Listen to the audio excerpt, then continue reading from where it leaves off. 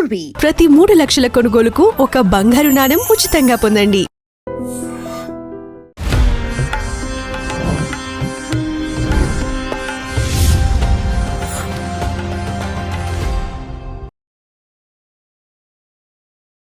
ఐడ్రీమ్ ప్రేక్షకులకు నమస్కారం. నేను ఉదయశ్రీ. దైవానుగ్రహం కార్యక్రమానికి స్వాగతం. మనకి కార్తీక మాసంలో చివరి రోజు పోలీస్ వర్గం అనొస్తుంది. అసలు ఈ పోలీస్ వర్గం యొక్క విశిష్టత ఏంటి, పోలీస్ వర్గం అంటే ఏంటి తెలుసుకుందాం. ఆ రోజు ఎలాంటి ఆచారాలు పాటించాలి. మనతో ఉన్నారు ప్రముఖ ఆధ్యాత్మికవేత్త శ్రీమతి భార్గవీదేవి గారు. నమస్తే అమ్మా, వెల్కమ్ టు స్టూడియో. ఏంటమ్మా ఈ పోలీస్ వర్గం అంటే ఏంటి, దాని విశిష్టత ఏంటి, ఎలా జరుపుకోవాలి? పోలి అనేటటువంటి ఒక భక్తురాలు ముందుగా కార్తీక మాసానికి సంబంధించి మనం ఎన్నో విశేషాంతరాలు చెప్పుకున్నాం కాబట్టి ప్రేక్షకులందరికీ కూడా ఈ కార్తీక మాసానికి శుభాకాంక్షలు తెలియజేస్తున్నానండి. అయితే కార్తీక మాసం చివరి రోజుకి వచ్చేసాం మనం. చివరి రోజుకి వచ్చేసాము. పోలి అనేటటువంటి ఒక భక్తురాలి యొక్క కథ, ఆమె ఎలా స్వర్గానికి వెళ్ళింది అనేది తెలుసుకోవడమే పోలి స్వర్గం. పోలి అనేటటువంటి ఒక వనిత ఒక గ్రామంలో ఉంది. అయితే ఈమె చాకలి కుటుంబానికి చెందినటువంటి వ్యక్తి. ఈమెకి అత్తగారు, మామగారు, 3 బావగారులు, 3 తోడుకోడళ్ళు ఉన్నారు. ఈమె 4వ కోడలు. అయితే చాలా మెతక మనిషి అన్నమాట ఈవిడ. పాపం నోరెత్తకుండా ఎవరు ఏ పని చెప్తే ఆ పనల్లా చేసి చాలా మంచి మనసుతో ఉండేది ఈమె. అటువంటి ఆమెని చూసి ఈ అత్తగారు కానీ కోడళ్ళు కానీ చాలా వేధింపులకి గురి చేస్తూ ఉండేవారు. ఏ పనులైనా అన్నీ ఈమె చేయాలి, పొద్దున్న లేచిన నుంచి రాత్రి పడుకునేంత వరకు. అప్పటి కాలంలో ఈ పశువులు ఎక్కువగా ఉంటూ ఉండేవి, ఆవులు గేదెలు ఇవన్నీను. ఆవుల పని అంతా చెయ్యాలి, ఈ పశువుకి సంబంధించిన చాకరీ అంతా చేయాలి, ఇంటి చాకరీ అంతా చెయ్యాలి, అలాగే ఆహారం వండాలి, ఇంట్లో వంట పని, ఇంటి పని, ఇలాగ సతమతమైపోతూ ఉండేది ఆమె ఒక్కతే. ఈ కోడళ్ళు 3 అత్తగారు అంతగా ఈమెని బాగా చూసుకునేవారు కాదనమాట. ఎప్పుడు బాధలు పెడుతూ ఉండేవారు. భర్తతో చెప్పుకునేది పాపం. చెప్తే ఆ మొగుడు కూడా ఏమి చెయ్యలేని నిస్సహాయుడు. అందువల్ల నువ్వు ఏదో ఒక విధంగా అనుభవించు, నేను వాళ్ళందరికీ ఏమి జవాబు చెప్పలేను, నా వాళ్ళంటే నాకు చాలా ప్రేమ ఎక్కువ, నేను వాళ్ళతో మాట్లాడలేను, కాబట్టి నువ్వే ఏదో ఒకటి వాళ్ళు చెప్పిన పని చేసేసి సర్దుకో అని చెప్తూ ఉండేవాడు. ఇక నా భర్తకి చెప్పుకున్నా కూడా ఏమి ఈ సమస్యకి పరిహారం దొరకట్లేదు, పరిష్కారం దొరకట్లేదు, ఇంత చాకిరీ నేను చేయాల్సి వస్తుంది ఒక్కదాన్ని నేను అనుకుని ఆమె అలాగే ఏదో ఒకసారి బాధ అనుకున్నా ఆమె విష్ణుమూర్తికి చెప్పుకునేది. విష్ణు అంటే బాగా ఇష్టం మనసులో. దేవుణ్ణి బాగా ప్రార్థించుకుంటూ విష్ణుమూర్తికి బాగా చెప్పుకునేది, స్వామి నా బాధలన్నీ ఎలా తీరుస్తావో ఏంటో, నేను ఈ పని చేస్తున్నా, నేను ఆ పని చేస్తున్నా, దీన్ని నాకు తేలికగా చేసేటట్టుగా చేసేయి అని అలాగ భగవంతుడితో మాట్లాడుకుంటూ భగవంతుడితో చెప్పుకుంటూ అలు పెరగకుండా ఆ పనులన్నీ చేసేసి అత్తగారు చెప్పిన దానికన్నా తొందరగా ఆ పనులన్నీ ముగించుకుని దైవనామస్మరణ చేసుకుంటూ ఉండేది. ఇలాగే కార్తీక మాసం వచ్చింది. ప్రతి సంవత్సరం వచ్చినట్టుగానే ఆ సంవత్సరం కూడా కార్తీక మాసం వచ్చేసింది. వచ్చేయంగానే ఈ అత్త కోడళ్ళందరూ చుట్టుపక్కల వాళ్ళందరితో కలిసి నదులకు వెళ్ళడం, చక్కగా స్నానాలు చేయడం, వాళ్ళకి తోచిన దానాలు ధర్మాలన్నీ చేసుకోవడం, ఇలాగా ఎంతో సరదాగా ఒక పండుగ వాతావరణంలాగా అందరితోనూ వెళ్ళిపోయి అన్నీ చేసుకుంటూ ఉండేవారు. ఈమె మీద పని ఎంత పడేసి ఈమె ఇంట్లో ఉండి చాకరీ అంతా చేసుకుంటూ ఉండేది. ఈ సంవత్సరం కార్తీక మాసంలో ఏం చేసింది, పౌర్ణమి అమావాస్య వచ్చేస్తోంది. ఇక అమావాస్య రోజున ఏం చేసింది, ఇక అందరూ వెళ్ళిపోయారు, నేను ఇంట్లో ఉండిపోయాను. అయితే నేను ఈ పని అంతా త్వరగా చేసేసి నేను కూడా దీపం పెట్టుకుంటాను, వాళ్ళందరూ నది దగ్గర పెట్టుకుంటే నేను ఇంట్లోనే పెట్టుకుంటాను అని ఒక మనస్సులో ఒక మంచి కల్మషం లేని మనసు అన్నమాట ఆమెది. నేను కూడా చేసుకోవాలి దేవుడికి అనేదే తప్ప ఇంకా ఎక్కడ స్వార్థ చింతన లేదు ఆమెకి. కాబట్టి అలా స్వార్థ చింతన లేకుండా పరిపూర్ణమైనటువంటి మనసుతో పనంతా తొందరగా కానిచ్చేసి ఈమె చక్కగా తలార స్నానం చేసుకుని తాను కట్టుకున్నటువంటి వస్త్రాలలోంచి కొంచెం ఆ దారాన్ని తీస్తుంది. దారాన్ని తీసి పక్కన పెట్టుకుంటుంది. ఆ దారాలన్నింటినీ కుప్పలాగా చేసి ఒక ఒత్తిలాగా తయారు చేసుకుంటుంది. ఎక్కడో వెతికి ఒక ప్రమిద తెచ్చుకుంటుంది. ఆ ప్రమిదలో మజ్జిగని పెరుగుని చిలికితే మజ్జిగ అవుతుంది కదా, ఆ మజ్జిగకి మొత్తం అంతా వెన్న వస్తుంది కదా, మజ్జిగ పైన తేలుతుంది వెన్న. ఆ వెన్నని తీసి ఆ వెన్న కాచుకొని చక్కగా నూనె కాకుండా వెన్న, కాచిన వెన్నతో దీపం పెడుతుంది, నెయ్యితో దీపం పెట్టేసి ఇక ఈమె ఏం చేస్తుంది, దైవనామస్మరణ చేసుకుంటూ కూర్చుంటుంది.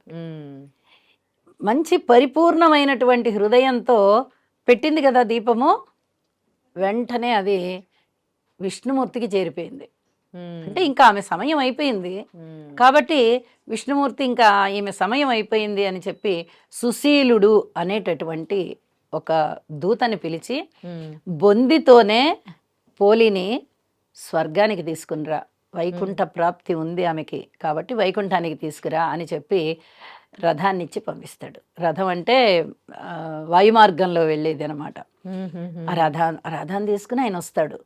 వచ్చి పోలి, విష్ణుమూర్తుల వారే సాక్షాత్తు నీకు మోక్షాన్ని ఇచ్చేస్తున్నారమ్మా, నువ్వు బొందితో స్వర్గానికి రావాలి అంటే ప్రాణం ఉండగానే స్వర్గానికి వెళ్ళిపోవడం సశరీరంతోనే. ఈ అదృష్టం ఎవ్వరికి రాదండి.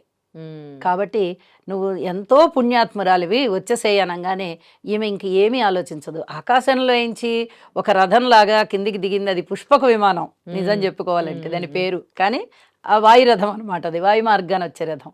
ఈ పుష్పక విమానం ఇదేదో వచ్చింది ఆకాశంలో ఎంచి, దివ్యమైన పురుషులు ఎవరో దిగారు, నన్ను విష్ణుమూర్తి రమ్మంటున్నారు, ఇంతకన్నా ఇంకేం కావాలి, నేను వచ్చేస్తున్నానని వెళ్ళి వెంటనే ఆ పుష్పక విమానాన్ని ఎక్కేస్తుంది. విమానాన్ని ఎక్కంగానే కరెక్ట్గా అదే సమయానికి ఈ అత్తగారు ఉన్నారు కదా, హేలి ఆమె పేరు, ఈ హేలి కోడళ్ళు అందరూ నది నుంచి తిరిగి వస్తున్నారు.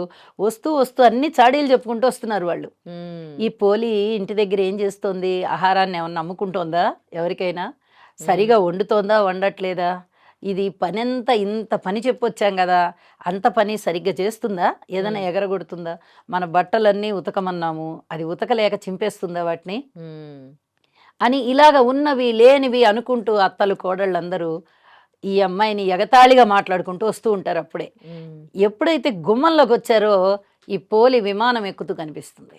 దివ్యరథం ఏదో ఎక్కుతోంది, ఇదేది విమానమా రథమా, వాళ్ళకి ఆ పేర్లన్నీ తెలిసేటంత జ్ఞానం కూడా అంత లేదు వాళ్ళకి. ఏదో వచ్చింది ఆకాశంలో నుంచి దిగింది, ఈమె ఎక్కింది, ఇదేంటని చెప్పి గబగబా వెళ్ళి ఆ పోలి కాళ్ళు పట్టుకుంటారు. ఎక్కుతున్న పోలి కాళ్ళని పట్టుకుంటే ఆ సుశీలుడు అనేటటువంటి ఆ దూత చెప్తాడనమాట, ఏంటమ్మా ఆమె కాళ్ళు పట్టుకున్నారు అంటే, లేదు ఈమెను ఎక్కడికి తీసుకెళ్తున్నారు మీరు, మా కోడలు ఈమె అంటే, కోడలు లేదు ఏమి లేదు, సాక్షాత్తు విష్ణుమూర్తుల వారి అనుజ్ఞ అయ్యింది ఈమెకి, కాబట్టి ఈమెకి స్వర్గం చేకూరింది, వైకుంఠానికి తీసుకెళ్ళిపోతున్నాం మేము, ఈ బొందితోనే స్వర్గానికి వచ్చేటంత గొప్ప భక్తురాలు ఈమె అంటే, మేము కూడా దానాలు చేసాం, ధర్మాలు చేసాం, పూజలు చేసాం, అన్నీ చేసాం కదా అని అంటే, మీరు చేసేవన్నీ పూజలు కాదు, మీరు ఈ మనస్సు కలుషితం చేసుకొని చేస్తున్నారు ఆ పూజలన్నీను.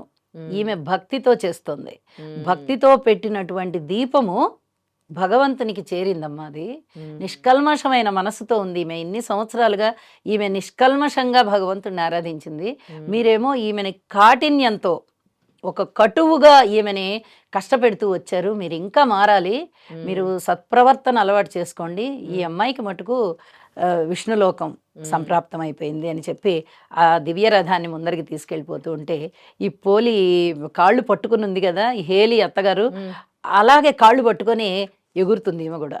ఆ విమానం ఎగురుతుంటే ఈమె కూడా ఎగురుతుంది. వెంటనే ఈమె కాళ్ళు పెద్ద కోడలు, మళ్ళీ ఆమె కాళ్ళు చిన్న కోడలు, ఆమె కాళ్ళు మూడో కోడలు, ఇలా ముగ్గురు ఒకళ్ళ కాళ్ళు ఒకళ్ళు పట్టుకొని వెళ్తూ ఉంటారు.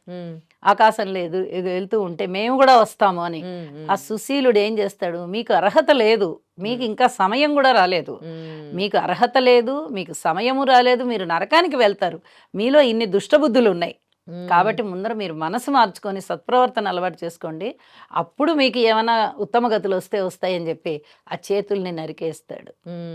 హేలి కింద పడిపోతుంది అయ్యో అని.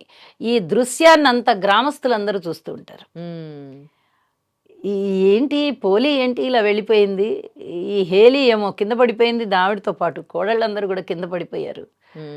ఎవరికి సమయం వస్తే వాళ్ళనే పిలుస్తాడు భగవంతుడు. మంచి మనసుతో నిష్కల్మషంగా ఉంటే మనకి కూడా స్వర్గలోక ప్రాప్తి లభిస్తుంది. అందుకు ఉదాహరణ మన కళ్ళ ముందరున్న మన పోలినే. కాబట్టి పోలీలాగా మనం ఉందాం. ఎంతో వినయ విధేయతలతో ఉండేది, ఓర్పుతో ఉండేది, దైవ చింతనతో ఉండేది, ఇంటడి చాకిరి చేసేది, పల్లెత్తి నోరెత్తి మాట్లాడేది కాదు.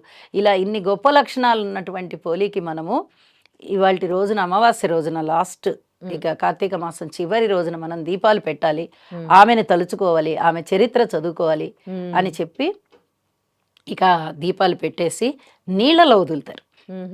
ఆ నీళ్ళల్లో దీపం ఉండాలి కదా, అందుకని అరటి బోదెలో దీపాలని ఎన్ని దీపాలైనా పెట్టచ్చండి ఆ రోజున.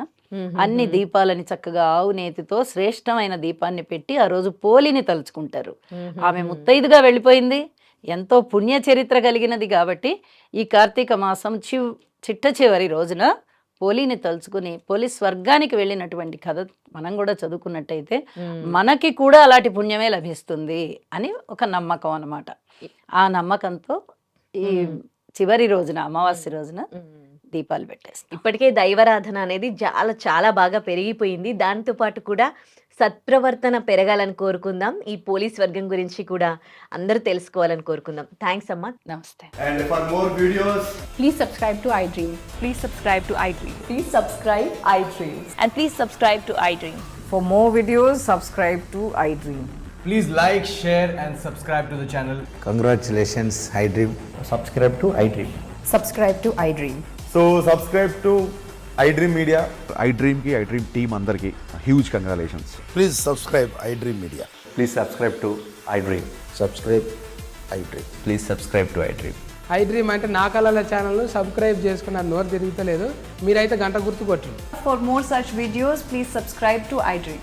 Subscribe to iDream. Please subscribe to iDream. Please subscribe iDream Media. Please do subscribe to iDream. Please subscribe to iDream Media. For best entertainment and information, please subscribe iDream. And don't forget to subscribe to iDream.